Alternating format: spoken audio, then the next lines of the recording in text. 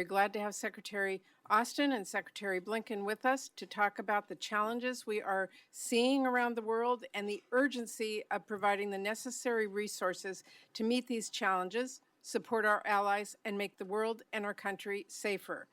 At our first full committee hearing earlier this year on outcompeting China, both secretaries made a strong case for why passing our full-year appropriations bills with robust investments in America and avoiding perpetual CRs and devastating cuts is so crucial to keeping our nation competitive on the world stage. So I hope this committee can continue to lead the way with thoughtful, swift, bipartisan action that keeps your message here today in mind.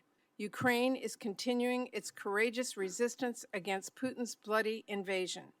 And Israel is reeling from a horrific terrorist attack by Hamas, a vicious attack that none of us will ever forget.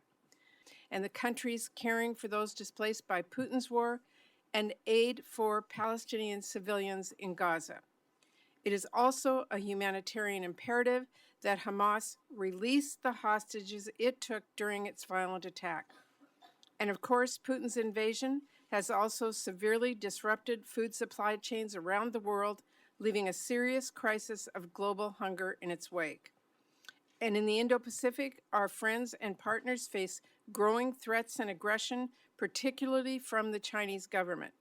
In short, the world is on edge, and how the U.S. wields its leadership will be a critical factor in determining what happens next. Now is a time for serious, sober discussion, not partisanship or political show.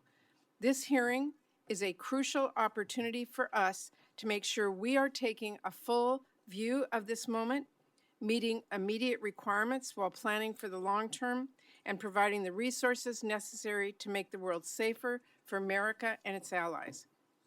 If we are going to get this right, we have to understand how these conflicts are developing today and what our strategy is for the future. We have to appreciate the nuances that differentiate each of these challenges, as well as the ways in which they are all interconnected.